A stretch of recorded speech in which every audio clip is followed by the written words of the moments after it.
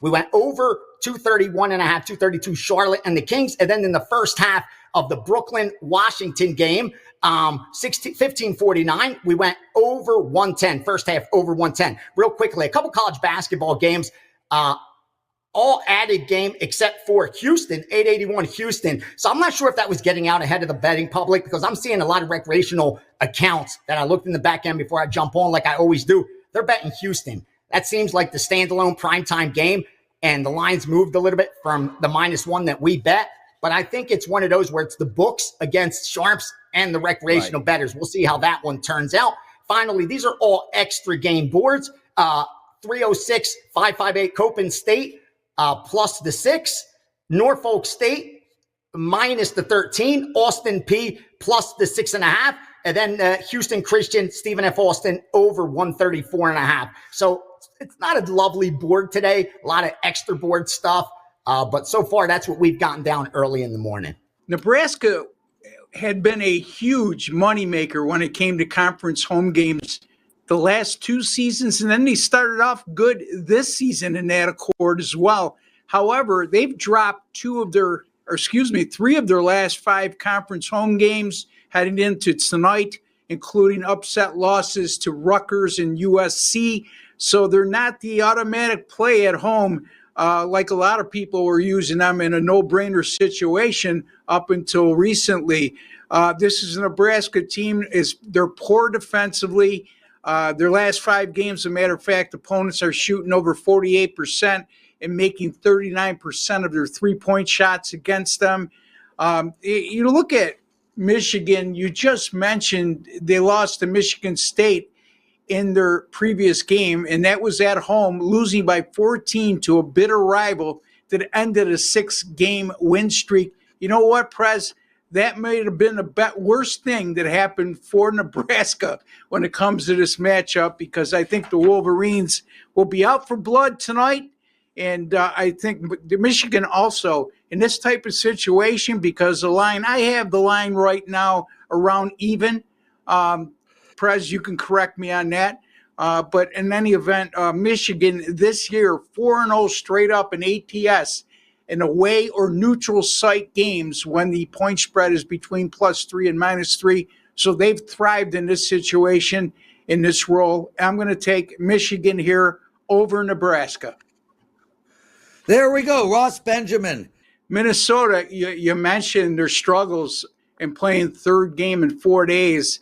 It's also worth mentioning, if you want to know why they were a 7 or 9-point dog at home last night, and a 12-point dog tonight at Oklahoma City. They're missing the likes of Rudy Gobert, Julius Randle, and Dante DiVincenzo has been out for a while, but the latter two just recently. And those 3 players averaged like 41 points per game and 21 rebounds per contest. So having said all that, like I always say, the odds makers have made the adjustment, because with those 3 players in the lineup, it's nowhere near a 12-point spread. Having said that, Minnesota 1-4 in their last 5, including that 7-point home loss to OKC last night. They covered that game as a 9-point dog, as Prez alluded to, and they should have, because they hit 27 out of 28 free throws last night. This is an Oklahoma City team, beware, 11-0 straight up and 10-1 against the spread at home this year after playing their previous game on the road. So for whatever reason, with that kind of turnaround, in that spot, they're 10-1 against the spread and outscoring their opponents by 22.3 points per game. Minnesota defensively in this 1-4 run, allowing opponents to shoot 49% and 42% from beyond the 3-point line. Oklahoma City, on the other hand, their last 5 games, 123 per game, 49.1% shooting, and an impressive 43.3% from beyond the 3-point line. I think this shapes up as an Oklahoma City blowout tonight. You know, Prez, I hate laying double digits in the NBA, regardless of the teams and the situations. But, you know, again, this isn't going to be part of my premium package, but I see no other choice here after going through all the data. I'm going to go with Oklahoma City and lay the big number. Well, let's talk about that for a second, Ross, because I like Oklahoma City in this game as well, but I like them in the first quarter. So I don't need to lay 11.5. It's around 3. And honestly, my attitude here is that this Minnesota team has got to be tired. I mean, Oklahoma City's tired too, but 3 and 4 nights, this team's going to be tired. It's at home for Oklahoma City. I think they come out firing tonight, and I think we see a very big score put up by them in the first quarter. So I like them in the first quarter. Miami playing Atlanta. Miami's won 1 game in their last 6. That was against the Raptors. I don't even think that should count. Atlanta, they've lost 3 in a row. Both these teams, stink. Atlanta here at home plus 1.5. A total of 229.5. Oh, man, like by default, someone has to cover this game. Who will it be? Well, brilliant minds think alike, because my first note was Miami has lost 5 of their last 6 and their only win coming against lowly Toronto. And you mentioned this in my previous NBA matchup. Miami also, 3rd road game in 4 days. And this is a Miami team that's 9-23 straight up in ATS this year versus teams like Atlanta that shoot 46% or better. Miami, when you look at this roster right now, especially after the trade with Jimmy Butler going to Golden State, they're hard-pressed to put consistent offense up, and that makes for a really tough matchup against an Atlanta team who's terrible defensively, but they don't lack for offense. And as a matter of fact, last night, 148-143 home loss to Detroit. But Atlanta, last 5 offensively, they're shooting 39.2% from beyond the three-point line. They're averaging 29 free throw attempts per game, which, again, I think that's the most undervalued part of handicapping the NBA, is seeing the frequency of what your team gets to the free throw line. And, it's just a bad matchup, like I said, Prez, for Miami because of the firepower Atlanta possesses and their struggles offensively. I mean, Atlanta, even with second leading scorer Jalen Johnson out of the lineup, this is still an Atlanta team that has 7 players averaging double figures. So they got good depth. In Miami, their last 5 offensively, I mentioned their struggles, 44% from the field and less than 30% from beyond the three-point line. I got Atlanta here plus 1.5. That's the last line I saw at Caesars over Miami. Double-digit favorite here, Sacramento minus 10.5, a big total of 232.5. We already had Ross come on and said he doesn't want to bet double-digit favorites, but he does lean on Oklahoma tonight at minus 11.5. Where are you going with this, Jesse? Well, when I do the single game videos on the YouTube channel, if I don't give out a pick on the side and I just give out player props, some of the viewers complain. Some of them appreciate the props because I win them more often than not. I am the number 1 NBA player prop handicapper at WagerTalk all time, so I have had success. But I don't want people to complain that I'm not giving out the side, so I'll do my best Teddy Covers impression. If I'm playing it, I'm laying it with the Kings. Charlotte coming off a 141-88 loss to a Portland team that has a roster full of backups at the moment. Charlotte ranks 26th in the NBA in opponent rebound average. They just get killed on the boards. Sacramento ranks in the top 10 in the NBA in rebound differential. As much as I like the Kings to win this game in a blowout, I'm going to look at Domantas Sabonis, his points, rebounds prop. He averages 35 points and rebounds per game on the season. His number tonight, 31.5. I bet this over the weekend. He only played 32 minutes because the Kings got blown out by the Warriors. I think he's also in danger of only playing 30-odd minutes tonight because I think the Kings are going to blow them out, but I think he's going to get his 16, 17 rebounds and 20 points before he gets pulled. So I'm going to go over 31.5 points and rebounds for Domantas Sabonis. Last week on this show, I said there's only a few things certain in life: death, taxes, and Kansas winning the Big 12. Of course, Kansas having an off year. They're not going to win the Big 12 this year, but they're coming off of a 30-plus point win over Oklahoma State at home. Are the Jayhawks back? Well, perhaps, but at this time of year, I change my handicapping style with college hoops. We're getting close to conference tournaments. These games are of more importance. I'm less likely to be betting against blue bloods, but I still have plenty of questions about this Kansas team. Yes, they won by 30 plus points at home, but they were coming off back-to-back blowout losses on the road. They're just 3-7 on the road this season. And at first glance, you look at Colorado, the worst record in the Big 12. They're just 2-14. But those 2 wins came in their last 2 home games. One of those was an impressive win over Baylor. You look at some of their home losses, they're losing games by 2, 4, 6 points. They're not exactly getting blown out. And you look at the last 3 home games against Kansas. They won the last home game against Kansas. They lost by 4, lost by 6 in the previous 2. I'll take the 6.5, maybe even get 7 points if you wait on that line with the home dog, Colorado. I have been following this Houston team extremely close for the past probably 3 years, maybe 4 years. And I've never felt this way.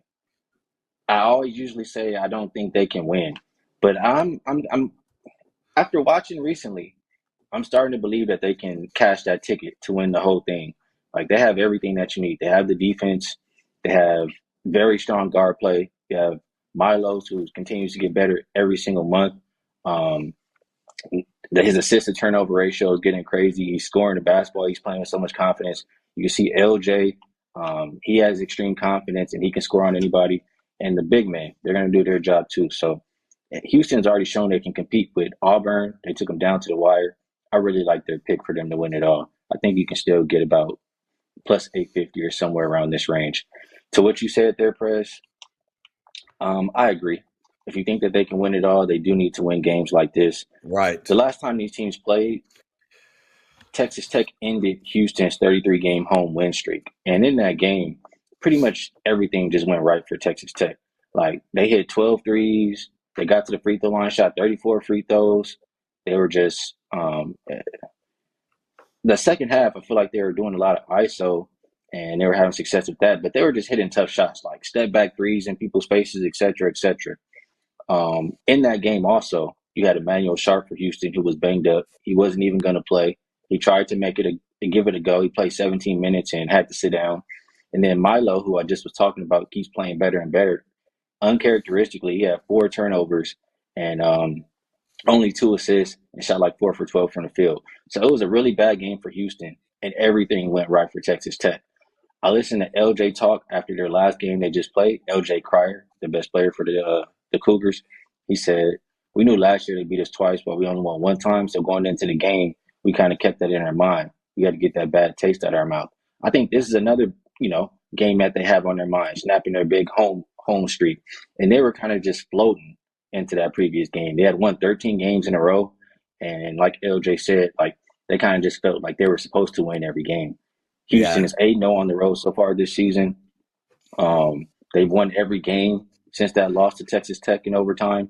Texas Tech has since lost to Arizona, and they've lost to TCU, who I don't think either one is good. I think Houston throws the first punch. If you know me, if it ain't broke, don't fix it.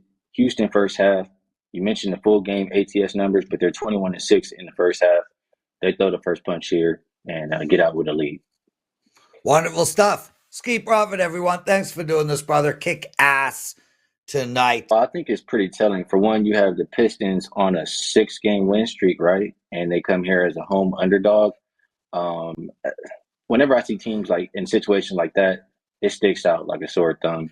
You can look at who the Pistons have been playing lately. It's a lot of soft competition. And they're also, off of a win last night, while you have the Clippers who are off of a blowout loss.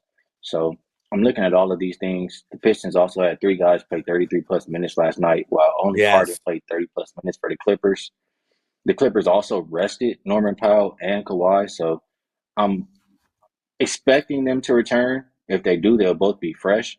And just looking at the situation that both teams are in right now in this back end of the season, they both have identical records, but I just feel like the conferences are so different. The West, it's a gauntlet. You have 3 games separating seeds 6 through 10, and the Pistons, they're 3 games in front of the 6th seed, 9 games in front of the 10th seed. So I think these wins are more important for the Clippers right now. I think they'll be the more motivated team tonight. I think you back them to get a W. I look at both of these teams really, like you mentioned. Denver's been playing well, minus the last game where they lost by 20, I think 20 points, something like that. And the Pacers, they've been playing well too. They started off the season pretty shaky. I think they've now won 15. It's either 15 or 16 of their last 21 games. So they're playing better. But honestly, I feel like neither team have really been playing tough competition lately. So when I look at them playing each other, I'm looking at exactly what you're saying. I'll read this query that I literally just looked up here. It dates back to 2012. It says, road favorites with the rest advantage who are off of a loss as a favorite are 66, 40, and 4, 62.3% ATS versus opponents who are unrested. So Nuggets in an advantageous spot here with the rest advantage off of that bad loss. I would be on the same page as you, Press. I would take them minus the 5 points or stay out the way. Winnipeg is playing San Jose tonight, and man, the money is pouring in on the Winnipeg Jets. It is now minus 525 with 77% of the tickets written on this Winnipeg Jets team. There is no chance I am laying minus 525 here. If anything, there is a small amount of value on San Jose. It is not a great spot for Winnipeg. With that said, you cannot bet San Jose. This team is 6-18-5 on the road this year. I gotta look at the over in this game. The total is 6. I do like Winnipeg team total over 3.5. I do think they get to 4. And I think we're going to see around a 4-2, 4-3 game. So at worst, we push. But I do like over 6. And if you want to take a little bit on San Jose plus 1.5, I'm okay with that as well. As for the next game, Vegas against the LA Kings, I really like the under here, guys.